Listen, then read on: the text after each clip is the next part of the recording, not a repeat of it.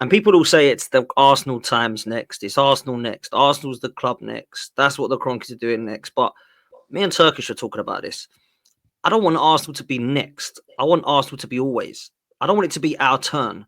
I want to get a trophy and then another one and then another one and then another one. And I want to dominate. This is about win the league. Brilliant. Oh, great. That was a really good job supporting Arsenal. So happy that we won the league. What should I do now? And that's what the Kroenkes do. Go look at Colorado Rapids. Go look at LA Rams. Go look at the Nuggets. They win one and they don't do nothing else. That's all they do. Stop it. Stop it. LA Rams. The LA Rams. The Denver Nuggets. Kroenkes franchises have in North America especially are one of the best run teams in all the sports. The Denver Nuggets went and picked out a gem. They've gotten the Kylian Mbappe, the freaking best player probably one of the best players in NBA history in his position right now, almost in Jokic, in what he's doing. If he can continue this for the next 4 or 5 years, they look like the Denver Nuggets going to be competing for the league. What have the Rams and the Nuggets won in the last decade?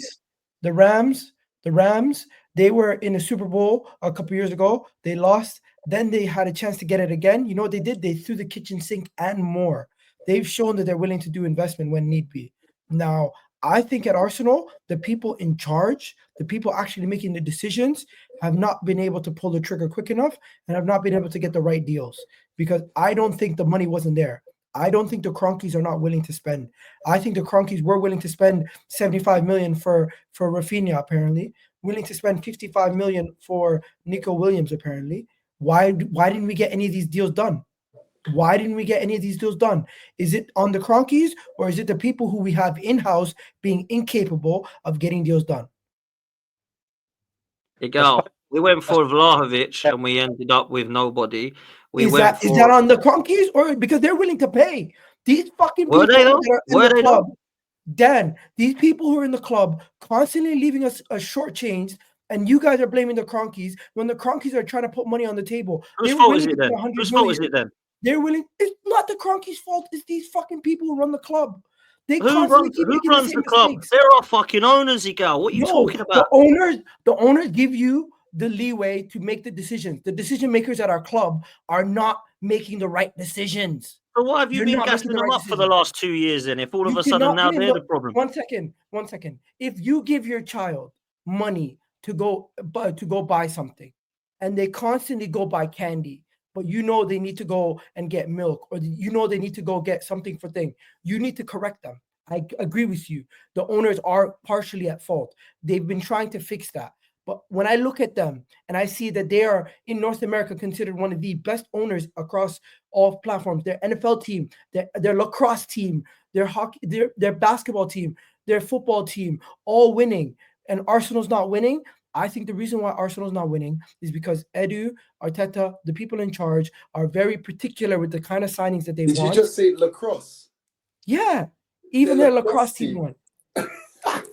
Bro, I'm telling you, the Kroenkes are not the problem. I don't think the financial situation is the problem. I think the people who run Arsenal, when they don't like a player or they don't like a signing, they don't really like going for plan Bs too often. When they do go for plan Bs, when they do go for plan, the guy left himself. Egal. Forget about sacking One of them, man. The guy left himself. Culture starts at the top of any organization. If you want to understand, Wallahi, I never glazed Edu. These people saying I glazed Edu. I've been saying Edu's a fraud for the longest time. Go through all my streams. Go through my tweets. Hang on. Egal, you just said you've been saying Edu's a fraud for the longest time, but then you gave the transfer window an 8 out of 10, bro. So, I gave the transfer window a 7.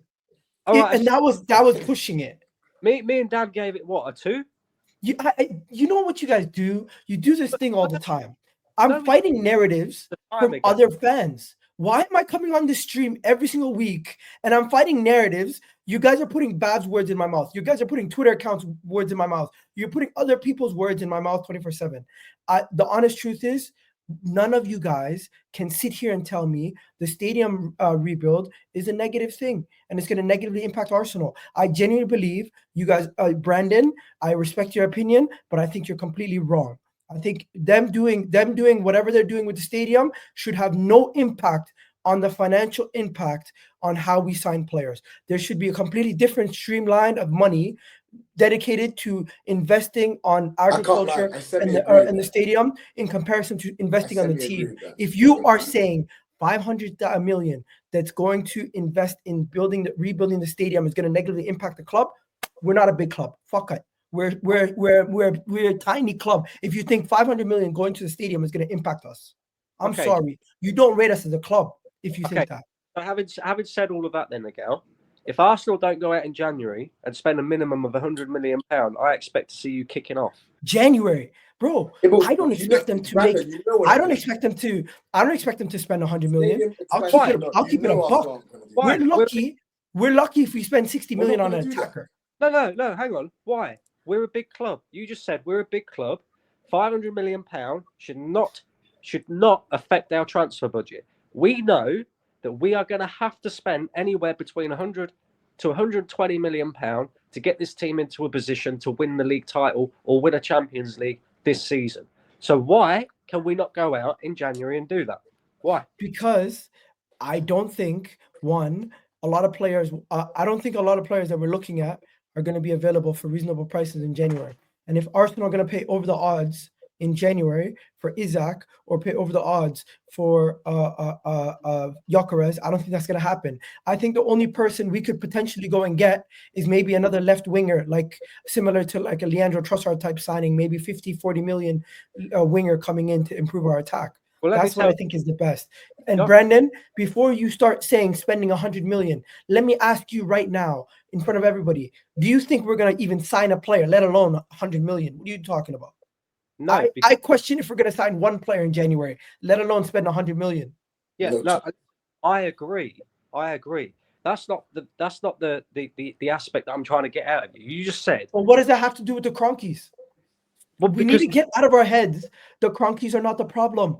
These guys are willing to spend money. The people who are spending it are not spending it correctly. Willing to spend money in January, then? Yes? No? Bro, one second.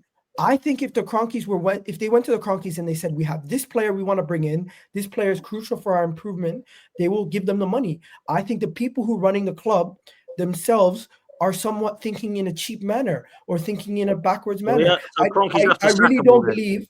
I really don't believe. Then is what you're saying. I really don't believe the people who run the club view the club similar to how Chelsea view it. Because if they did, we would be linked to big names every January. But what happens is why haven't the Kroenkes sacked them then? Last point. In that case, then I agree with you there. They should, but maybe they're thinking that these guys know better. Them. The culture starts from them, bro. What you're telling me? The number one guy is Tim Lewis. That guy's the biggest snake. We need to figure out what that guy's doing. What is Tim Lewis doing? Because Tim Lewis is the number one. What? What you're telling me then again is it's not the Kroenkes. The Kroenkes are giving us the money. It's the people that are running the football club that are in charge of the transfers that don't want to spend the money or want to bring in the correct player. So in that case, then, if we do not go out in January and buy a player, and it's down to them people in particular that you've just said it is, right? And Arsenal end up not winning a trophy this season or finishing, let's just say, inside the top four and behind Liverpool and Man City, then I expect Mikel Arteta to be sacked because he has a big say in what Arsenal do in the transfer window. I expect Tim Lewis to be sacked. I expect them all to be sacked because it's not the Kroenkes, it's them. But you want to know something? The people who run the club view sports differently to how you guys view sports. And I'm just going to educate you guys quickly for a second. We are dealing with American owners who are used to being patient because in their sport, there's no divine right. There's no divine right for anybody winning. Fulham have as good as in their sport, in North American sports, the equivalent to a Fulham and a Leicester winning the league, it can happen maybe every 4 or 5 years or every 10 years, at least once. So they view sports completely different. And just to tell you guys, we've been patient as a fan base, and if your main issue is how Arsenal is run as a football club, and it goes back to the Kroenkes, maybe that is the biggest issue because the way that we view transfers and how we view our club and how we should do business is different to how they do business. I agree with you there. And they're not going to sack a manager. They're going to have patience with a manager, even if they're not achieving or they slightly regress, because they view things as non-linear. You can have dips and then still go back up.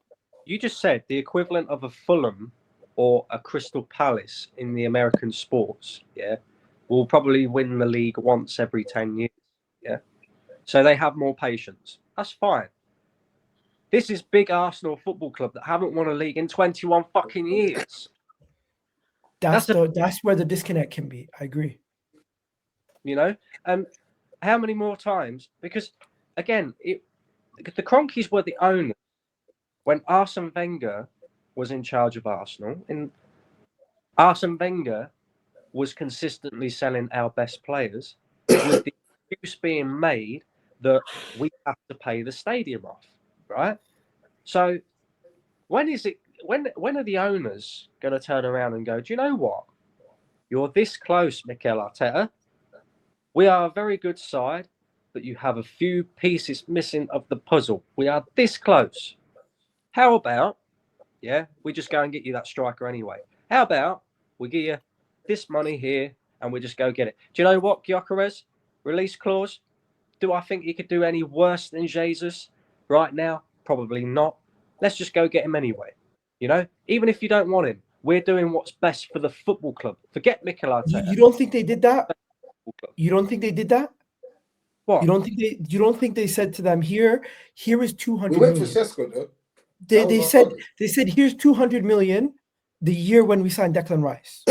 they said here's another 150 million last summer, plus they were willing to give them more. They're willing to give them more. And these guys said, no, we can't get Nico. We can't get Rafinha. We can't get this guy. We can't get that guy. Oh, we can get Victor Osimhen. Do we want Victor Osimhen? No, we don't. That's what they did. They have the choices in front of them. They choose not to sign them. Brendan, the money is there.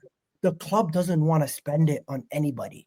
They've clearly made it clear they have a way of doing business. Who needs to be sacked for that then? For that decision, who needs to you want to know sacked? something? I wish we were like a certain club where you don't have a good striker, buy another one. You don't have another good striker, buy a third one. You don't have a good striker, buy a fourth one. That's what you guys want. But these guys are not ever going to do that.